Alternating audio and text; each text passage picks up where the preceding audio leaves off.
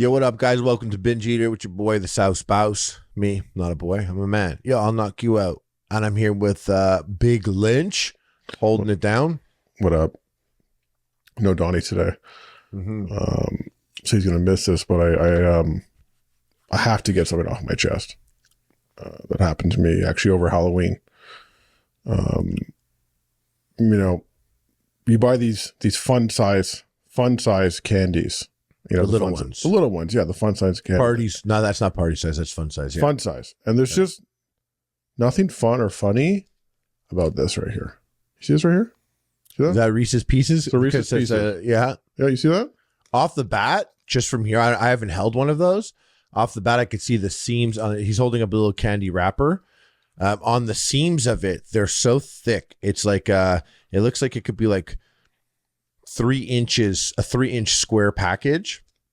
It's like 9-inch squared.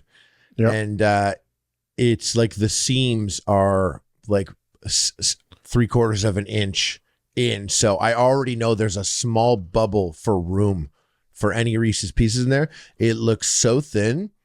I'm going to guess there's one Reese's piece in there. They are putting my reputation on the line here. I'm out here handing candy out. That's what you're handing out. Thank God I did a candy check. Okay, I had I had great candy. I had gummies, I had chocolate, I had all of it. I think about what I wanted as a kid. There's one Reese's Pieces in the back, unopened, by the way. This hasn't been tampered with. That has one in there? This has exactly one, and I'm going to open it right now. Oh, yo, that's sick as hell. Why? It should say Reese's Piece. Yeah, Reese's Pieces. That would be sick. I think that's really sick. It's a waste of plastic, but dude, they're playing with my reputation. Yeah. Bro, I looked at it and I was like, I think there's one in there. And they actually made it harder to open too. I can't even open it. And I know it's some yellow motherfucker. But that's my reputation. Like a kid comes up here. Crazy. It sounds crazy. No, what I just said, but yeah, continue. No, that's my reputation. They're fucking with. Honestly, like the kids come here. Check your kids' candy. Like some of that candy's good as hell, bro. I can't even open it. I can't even open it. It looks like really hard. Are they all like that? No, this one is like up. This is a single Reese's piece, and it's like must be the golden Reese's piece. I don't know if they're running like a campaign. Stop trying to open it, dude. I want to see. I want to show to the audience that this is. We believe you. Hold it up to the camera. I don't even know why you're trying to destroy this masterpiece. You have a Reese's Piece wrap. Keep it. I'm done with them. They're playing with me. I'm not happy about it. I want answers from Big Candy. Honestly, Big Candy's out here. That's funny. You want an answer? You want an answer from Big Candy about Little Candy? That's correct. Yeah, I want to know about their little candies. Okay, because I think you want to talk to Big Little Candy. It seems like we're moving to a place where like all that's going to be left is like not even a Reese's Piece. It will just be like the inside of the Reese's Piece is smeared on the bag. That's it. That's all you get is a little bit of peanut butter maybe, or you get like a shell that's like kind of partially broken. They're like, this is what you get. Is there no quality control anymore? Like they don't like it's so variable. Like what do you think their like margin of error or whatever you want to call it, where it's like here's 20 in a bag and here's 1, and it's like think about the children. You never get 20 in a bag. Sure, okay, yeah. Think about so you get 8, 5, you get 1. 8. That's big time, bro. Think about the children, Harley. The children. If you went and you went trick or treating and you pulled this out, how mad would you be? Like, what are they thinking? You literally. You could have been some kid at recess. Yeah. Recess pieces. Yeah. You could have been some kid at recess, pulled out that candy, and everyone's seen it. Rest of your life, you're Reese's Piece. Yeah, your Reese's Piece. Your piece. People see you like, oh, that's a little piece. And they're like, oh, that's your parent. That's what your parent. Shit, imagine your name was One Piece. That'd be pretty thick, though. It's like, oh yeah, you're a parent. I can't believe your nickname is One Piece. Your parents sent you 1 piece of Reese's Piece. That's all you get. No, that's you now. Your thing's One Piece. I'll be like, yeah, that's One Piece. Yeah, that's One Piece. Lynch. Yeah. Oh, what? He likes anime? Oh, no. He got these Reese's Pieces. There's only one in it. Yeah, exactly. It's just, it's disheartening. And they're playing with my reputation out here because I was handed all types of candy. And luckily, I'm nice. You already don't even have a good reputation, I'm sure. No. My reputation's stellar. And that's why it's upsetting. They're like, yo, that's that huge bald guy. He gets mad at nothing outside sometimes. No, that's not true. Luckily, I had out at least 5 to 6 per kid. They get 5 to 6 mini bags each kid. But like, it's just... You saw that guy, he put out like big chocolate bars in a bowl in front of his Ring camera. That was the best, yeah. And then a family just pulled up and this mom was going ham. Yeah. Like emptied the bowl That's like that is terrible. That's absolutely terrible behavior. I mean, like, how do you do that? It feels fake because how do you What's do that? so crazy is like, how do you do that in 2023 when you see there's a fucking camera there? Literally right there. That's just no fucks given. Like, Secondly, you're like, I don't like care. I've every single time that I've seen take one and the bull is out, there's always been such a sinister vibe of fucking Halloween. Satan is choosing his new bride this eve. You think I'm going to take 2 fucking Tootsie Rolls? No way. I always obeyed those rules. Exactly. But that was like in 1998. Yeah. Okay. Yeah. 1998 wasn't a setup. That's just, this is like, yeah. they wanted to go to the Halloween party, but still give right. But candy. I followed those rules. If it said one candy, I took one candy. Yeah. Because we were good little children. Our parents would have never been like, hey, take all the candy, which in this situation you're referencing in this video, it was them doing it. The mother was doing it and telling them to take all of it, which was, did they get named and shamed or they just got recorded? Yeah, they got named and shamed, I think. Oh, damn. A lot of that. That's, yeah. Yeah. No, we were taught better than to take more than our allotted amount according to the sign that was there. Yeah. Well, you got taught better. I was scared of my mom. They get smacked up because like she was a neighbor or something, and they were like, I think that tall. My mom set this whole test up for me over here. That's true. She would. They'd be like just to yell at you after and teach you a learning lesson. One time in my life, I saw I had a bowl, and it was out, and it was big chocolate bars. That's big. And no one took more than one. And I remember doing that, and for the rest of my life, sometimes on Halloween, fucking around, like that house. No, don't touch that house. Mm-hmm. Like we did stuff. We did pumpkins. I had a couple, maybe 2 Halloweens where I kicked pumpkins. Yeah. So rite of passage. Spray painted things like through toilet paper and like eggs. One house, I was like, don't touch that house. That's a big chocolate bar house. Yeah. And I was thinking like I should really I wasn't there this Halloween. I ducked out this Halloween and I was low key like, fuck, I'm a corner house. Like they might even be like, that's the YouTuber live there. Yeah, you got to. And there's nothing. Yeah, nothing.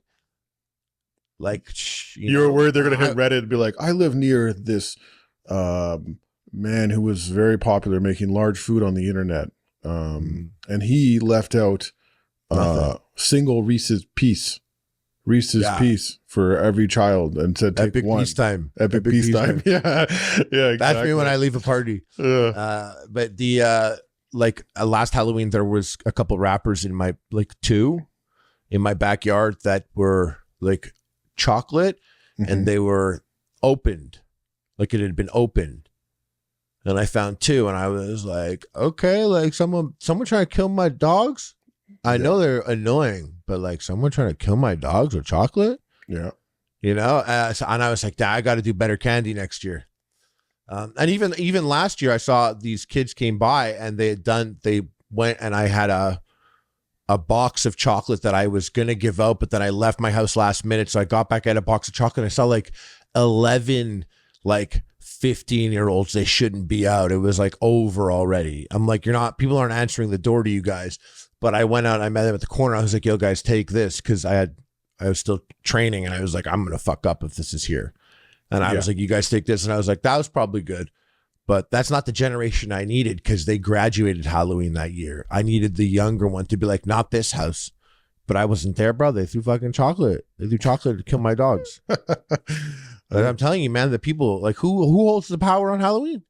The children. The children do. That's why we have doors. Well, no, the children and these chocolate manufacturers who I must point out, because I was quite irritated by this Reese piece and big chocolate and little chocolate. Big chocolate and little chocolate? What do we say? Yeah, big chocolates, little chocolates. And I saw this thing where it's like, inflation has been a very serious topic of discussion as of late. And, the 50-piece, someone did a comparison from 2022 to 2023. It's the cost of the 50-piece box of chocolate, the classic 50-piecer you get, the handout. Favorites or whatever, yeah. Yeah, exactly. It's outpaced inflation by almost as much as 18% at anywhere. That's how they're charging 18% more year over year. So come on, guys, you're going to do that, and then you're going to also Screw me over? You're going to make me look bad? It's just since COVID, all the companies are fully aware now that they could treat all the consumers out there how the video game companies have been treating consumers for like a decade now. How do you mean? Like when Oblivion came out on Xbox 360, they had this DLC pack. They charged $10 for horse armor. It was a shirt for your horse. And it like almost realized all the fears. Like, what if this stuff comes out and it costs money, add-ons for the game? It's like, if it does, it'll be like 50 cents or $1, or it'll be like $10 and it's going to be so worth it. And you got $10 and it was horse armor. And it was like the unveiling of how much they could ask. And if it's available, like people will buy it. There were idiots out there that bought horse armor for Oblivion. I played Oblivion for 500 hours. That's confirmed? Yeah, I did. I loved it. One of my favorite games. I actually like it more than Skyrim. Okay. But so I played Oblivion 500 hours. Of course I'm going to buy this horse armor for $10. You couldn't get the horse armor through the game. You had to play. You have to buy actually purchase. Yeah. Okay. And like, of course I'm going to buy the horse armor. I regret to say that I did buy the horse armor. And then you fast forward to like Battlefront 2, the Star Wars game. Like you said, oh, can you unlock it in the game? You have the chance to unlock Darth Vader in that game. But it'll be like 40 hours of grinding just for Darth Vader. Or you could buy Darth Vader. And they went even worse. They did the loot boxes, but that's kind of gone now, and that's besides the point. I'm just saying that the gaming industry has always been like killing it, like in the sense that they're like, hey, it's here. If we could put it up for this price, and you know what? Maybe people will pay that much. People do. People do. Games come out and they're like, you could level up playing for 20 hours, or they're like, you want to level up playing for 20 hours? Or do you want to start from the beginning of the game fully leveled up, pay $10? You know how many games came out that I paid an extra amount, Call of Duty 3, to play the campaign yesterday instead of like when it comes out? Oh, you paid for early access? I paid $120 for Call of Duty, the Vault Edition. Damn. That comes with all these hats and shirts that I don't give a fuck about, like in-game stuff. And it comes with that. The big video game is hanging out with Big Chocolate? Or Big Chocolate? No, I'm saying its cues from Big Video everyone's game? taking its cues from Big Video Game. Oh, and like, you know what? Big Grocery is all over it now. Big butter, big eggs, big milk. Yep. Big like prices. It's, yeah. So, and you know what? Like, but we do that. And maybe that's just like, that's how it works. Is like, we get there and we just, shit, you want to keep buying all this butter, you better start fucking being an entrepreneur. You better boss up. You better ball up, Crody. And another thing, this actually makes sense with like just taking just that we will buy anything these days. Mom spaghetti. His palms are sweaty, knees weak, arms are heavy. Vomit on his sweater already. Think about Mom spaghetti made by M&M. Is that it's meant to taste like a leftover sauce. So he's got that leftover pasta sauce at Mom's a not so leftover price. Not at a not so leftover price, unfortunately, for all of us. No, it's a 2-pack for $25, $13 a jar. Crazy. Yeah, it's so $13 a jar, and it's so funny because you think about Mom spaghetti, M&M, like, oh, this shit should have came out a long time ago. He really could have done it, but not necessarily. I mean, it could have come out whenever, and it would have always sold. This one sold out, by the way, right away in 4 days. Who knows how many they had, but like, I find a lot of millennial things. And I don't like using that term. A lot of millennial things, something like M&M has become like a joke in itself to appease TikTok. It's like TikTok is dictating like what some of these people do. Yeah. Like Mom spaghetti, like, yeah, it could have sold a lot, but if Mom spaghetti sold after 8 Mile, like, are we really picking up Eminem's next album? Our headspace was different. You didn't want to joke about Eminem like that. Like, he was making jokes, you know, it was different.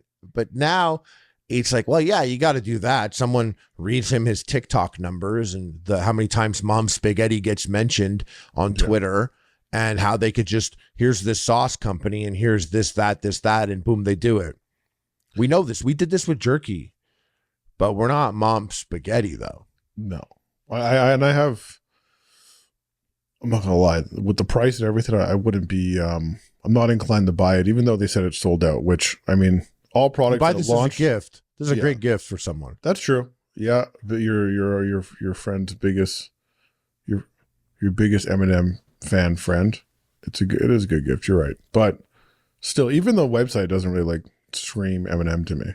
No, the whole thing, like, so I was thinking about that when I glanced at it. It's like got a beige splash and a picture of the jar there. Sorry, it says Mom Spaghetti, and it's very plain. It looks like it could exist after M&M. If you don't care about M&M, best case scenario, Mom Spaghetti is on the shelves, and it's like M&M. Sure, he owns it, but it's not a thing. It looks like they want it to exist aside from M&M. And when I look at some things like this, I'm like, I got to remember some things are just like such a fucking group project. Mm-hmm.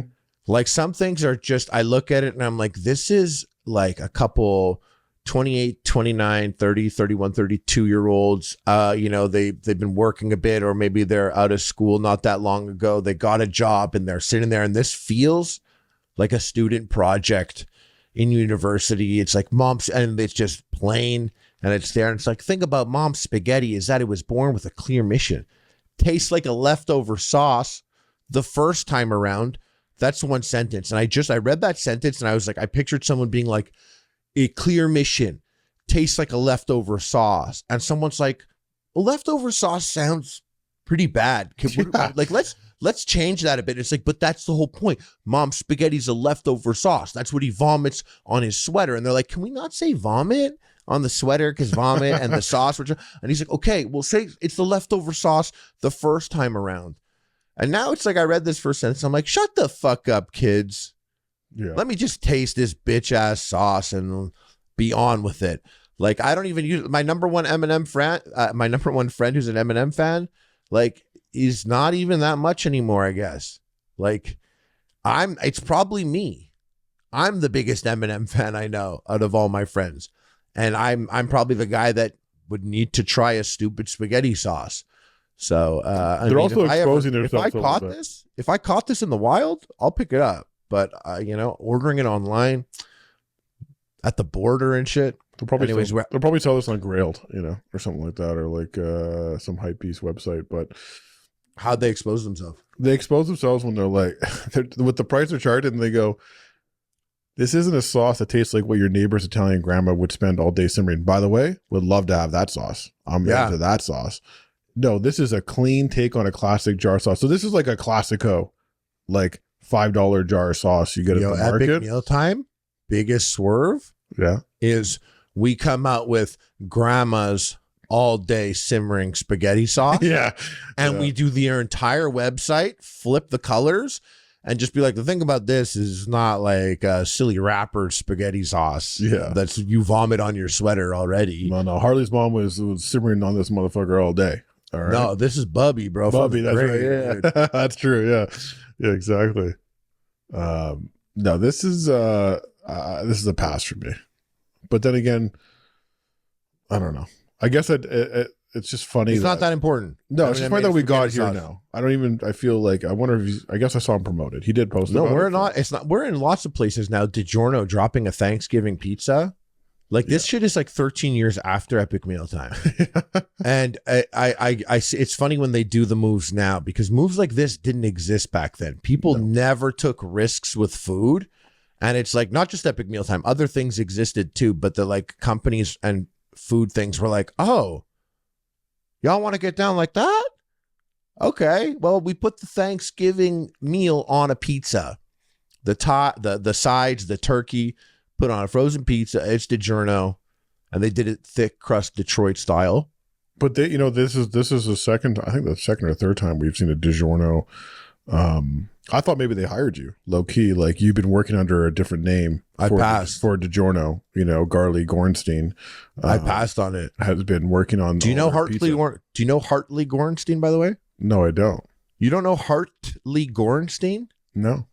So imagine me watching, I'm sitting there watching TV, right? Sure. Yeah. And Okay, I'm picturing it right now. Okay, got it. yeah, I'm posted up. And at the end, the credits roll, and it says produced by Hartley Gorenstein. Damn. And this happened a lot because, you know, I saw The Boys, and he produces that. And like maybe 3 or 4 people in my life have hit me up and been like, is this your secret producer name? Like pseudonym? And I'm like, yeah, Hartley Gorenstein, my secret producer name is Hartley Gorenstein. You know? And he's a lot of things I watched, like a lot of things. What We Do in the Shadows, Chucky, Resident Evil Raccoon City, The Boys, Goon. Love that movie. Like, this guy's out here putting out work. He's big time. Like, I thought I fucking ran the people whose names rhyme with Schmarley Schmornstein. No. I thought I ran that shit. Do you understand how that feels? Like, you're probably, I was going to say, you might be the sickest Schmustin Schminch out there. Out of people whose names rhyme with Schmustin Schminch, you might be the sickest, but you're not. Dustin, bro. You remember Dustin? I remember Dustin, yeah. He's like a country music singer. Country singer, yeah. Yeah, dude. Like, so what's up? So I could have been clowning you, been like, you're not even the sickest guy whose name rhymes with Schmustin Schminch. Yeah. I found out I'm not even the sickest guy whose name rhymes with Schmarley Schmornstein. Do you follow Hartley? What do you mean? I added him on Instagram like mad blazed like 5 years ago or something. I was like, bro, are you me? Because the name is the same. Yeah. We both rhyme with Schmarley Schmornstein.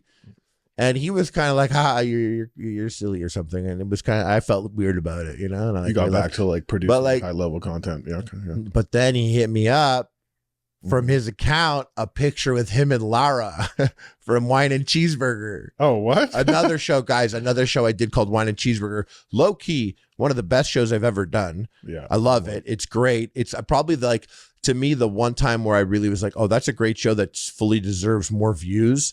I like it a lot. Like, I'm proud of it. And probably because, like, you know, we just worked with cool people doing it. Thrillist.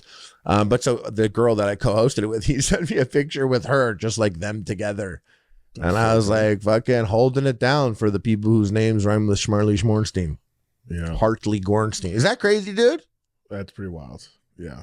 Hartley did it bigger and better. So that's too bad. Hartley.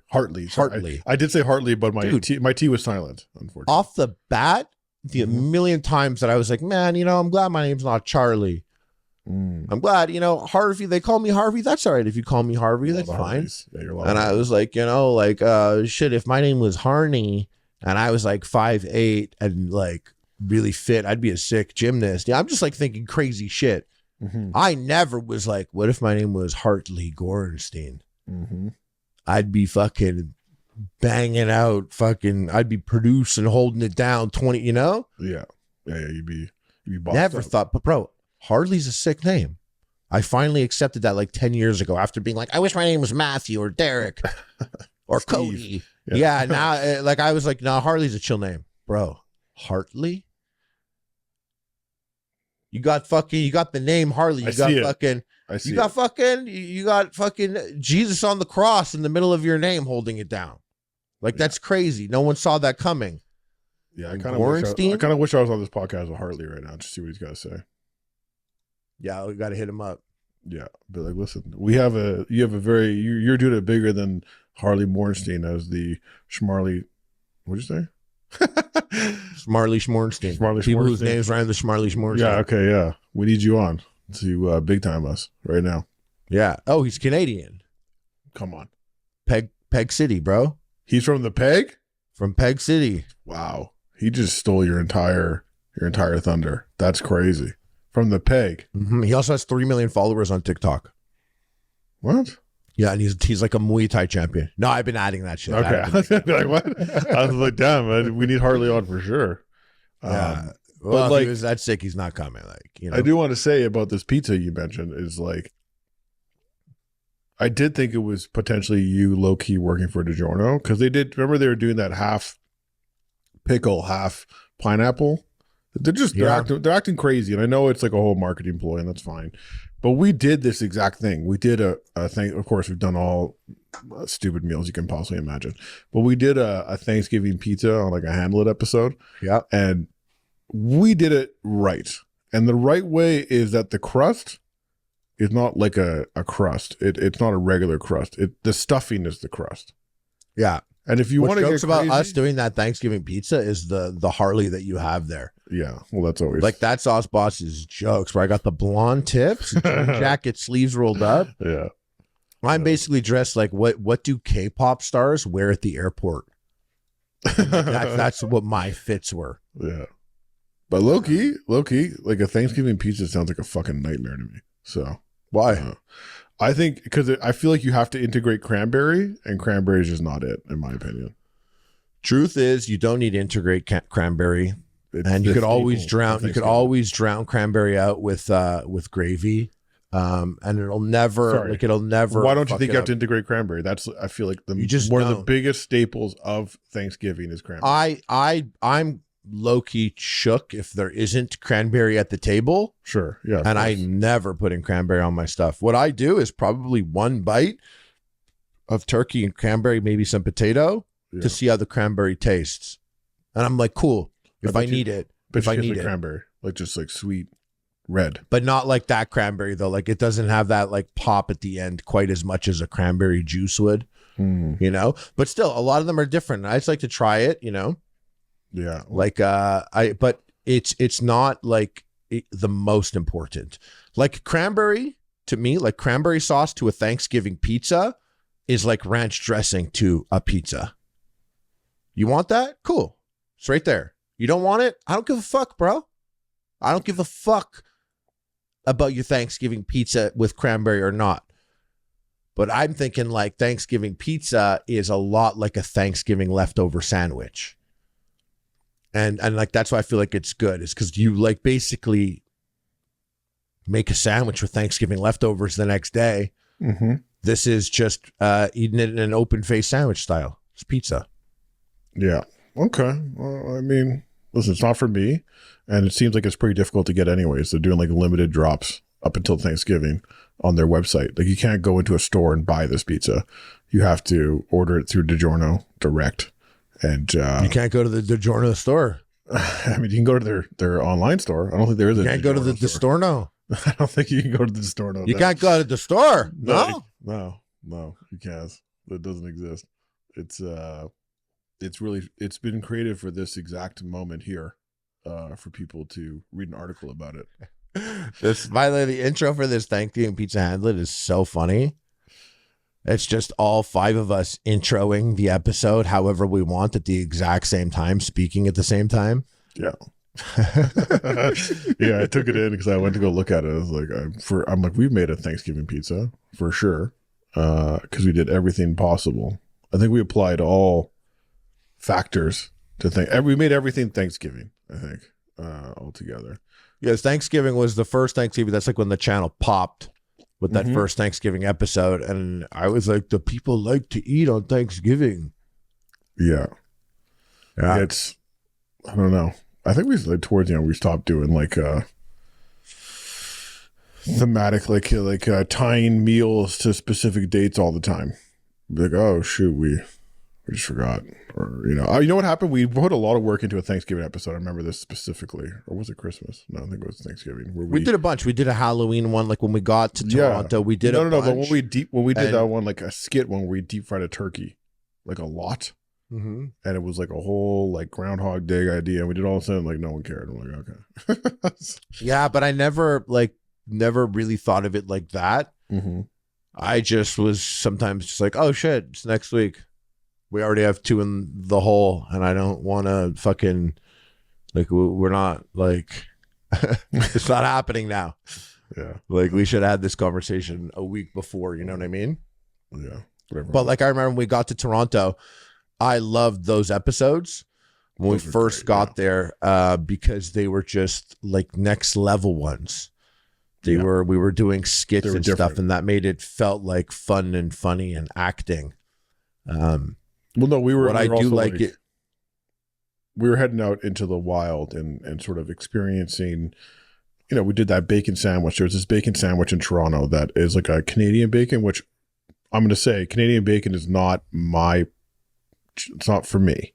I like regular bacon, and Pea meal bacon, by the way, guys. You might call it pea meal bacon, this sandwich that we had. Some people call pea meal bacon Canadian bacon. Some people call Canadian back bacon Canadian bacon. But yeah, I liked even like the Halloween episode. We did a Halloween skit. No, we did the Halloween skit where we all dressed up like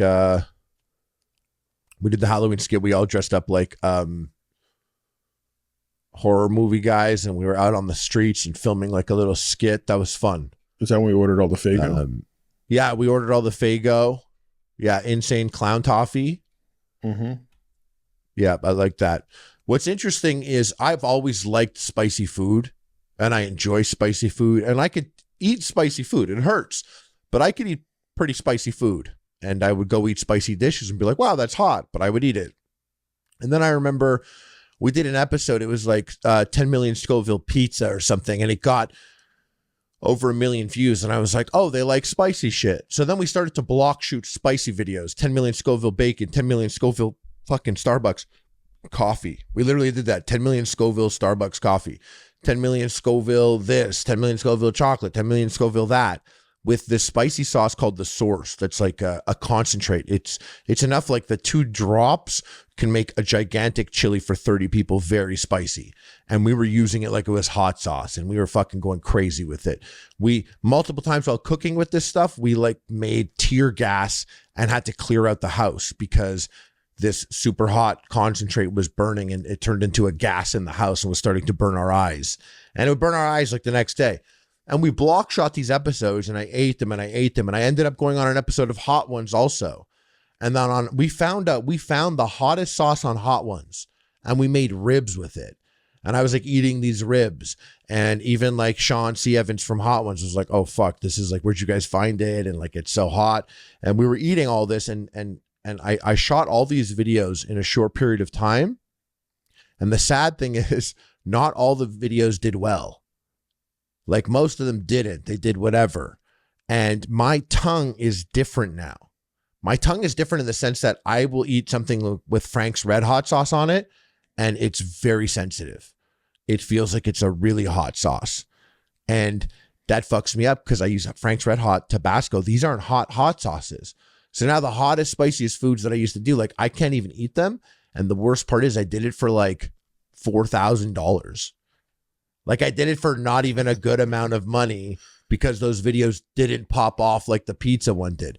Completely changed the composition of my mouth and tongue with its ability to handle spice. So yeah, that's why being a YouTuber is a really hard job. All right, guys, we ran into a couple issues here and there while recording this podcast. If it feels a little short, there was just network errors on the site that we use at recording. But regardless, thanks for listening to the Binge Eater podcast. Leave us a review or a comment, something like that. Check our subreddit out, the r/epic mealtime. We always take topic suggestions and, and I send me some DMs. I read that shit. And then maybe I'll read it on the pod. If you want that, dude, if you don't want, that's fine. Everything's cool. Relax. Everything's chill. Okay. Love you. Bye.